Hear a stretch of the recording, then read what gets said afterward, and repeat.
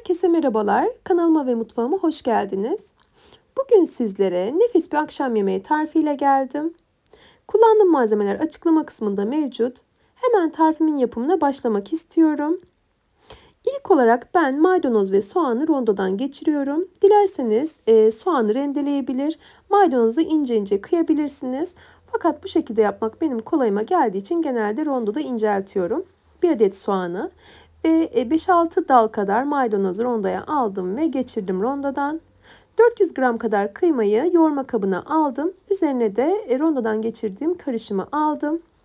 Bir adet küçük boy yumurtayı ekledim. 1 su bardağı bayat ekmek içine ilave ettim. Baharat olarak karabiber, kimyon ve kırmızı toz biber ekledim. Bir miktar da tuz ekledim. 1 silme tatlı kaşığı kadar. Tüm bu malzemeleri güzelce yoğuruyorum.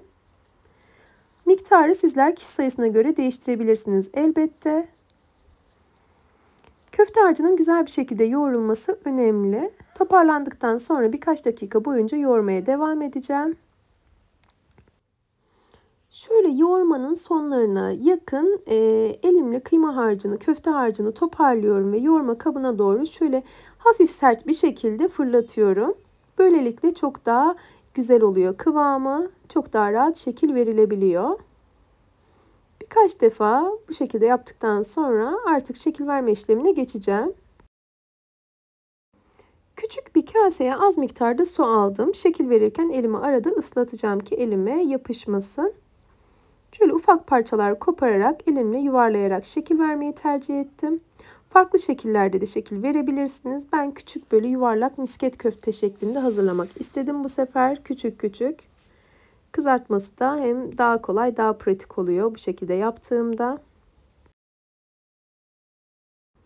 Köftelerimize şekil verme işlemi bittikten sonra şöyle geniş bir pilav tenceresine yarım çay bardağından biraz az sıvı yağ aldım ve kızdırdım. Hazırladığım köfteleri de kızgın yağın üzerine ekliyorum. Köftelerimi biraz kızartacağım. Köfteleri tencereye aldıktan sonra ara ara tencereyi sallayalım. Sonrasında maşa yardımıyla ya da spatula yardımıyla ara ara çevirerek köfteleri kızartalım. Kızaran köfteleri ayrı bir tabağa alabiliriz.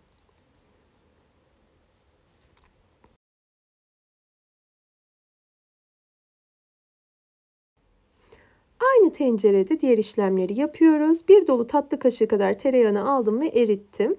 Bir büyük soğan da yemeklik doğradım. Onu da tencereme ilave ederek soteliyorum. Soğanlar biraz diriliklerini kaybetsin, biraz yumuşasınlar. Ardından üzerine 2 adet biberi, Charleston biberi iri iri doğramıştım. Onları da ekledim. Sotelemeye devam ediyorum. Bir miktar biberle de sotelendikten sonra üzerine 1 yemek kaşığı, 1 dolu yemek kaşığı kadar salçayı ekliyorum ve salça ile birlikte bütün malzemeleri kavuruyorum. Salça malzemelerin her yerine dağılsın. 4 adet orta boyutlardaki patatesi yemeklik doğramıştım. Patatesleri üzerine ekledim.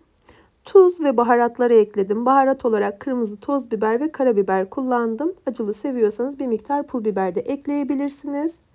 Ve bütün malzemeleri güzelce karıştırdım. Artık suyunu ekleyebiliriz. Suyunu kontrollü bir şekilde ekleyin. İlk aşamada çok fazla su eklememenizi öneririm. Sıcak su ekliyoruz bu aşamada. Su miktarı az gelirse gözünüze biraz piştikten sonra tekrar sıcak su takviyesinde bulunabilirsiniz. Çünkü susuz olmasının bir çaresi var neticede. Üzerine kapağını kapatarak patatesleri kısık ateşte pişmeye bırakalım. Patatesler yumuşamaya yakın, yani biraz yumuşadıktan sonra üzerine köfteleri ilave edeceğiz. Benim oğlum patatesi biraz daha böyle fazla pişmiş sevdiğinden bir tık fazla pişirdim. Sizler buna lütfen dikkat edin. Benim yemeğim bir tık daha fazla pişmiş. Görüntüsü itibariyle de en sonunda anlayacaksınız. Patateslerin yumuşamasına yakın sizler köfteyi ekleyin, köfteleri ekleyin. Ve sonrasında köftelerle birlikte bir miktar birbirine girişince yemeği kapatabilirsiniz. Köfteleri ekledikten sonra şöyle bir karıştırıyorum. Bu aşamada suyu gözüme biraz az gözüktüğünden bir miktar sıcak su ilave ettim. Ve birkaç dakika daha pişirdikten sonra yemeğimi kapattım. biraz sulu olmasını istedim. Sizler su miktarını kendi zevkinize göre ayarlayabilirsiniz. Artık servis edebiliriz yemeğimizi. Bizim en sevdiğimiz yemeklerimizden, yani fırınla uğraşma telaşına girmeden tek bir tencerede kısa bir sürede hazır hale getirebildiğimiz bir tarif. Muhakkak deneyin derim. Az önce de belirttiğim gibi benim patateslerim bir tık fazla pişmiş. Bilinçli olarak bu şekilde yapıyorum. Küçük oğlum bu şekilde sevdiğinden sizler bir tık daha az pişirebilirsiniz. Bunu da söylemeden geçmek istemiyorum. Umarım tarifimi denersiniz ve beğenirsiniz.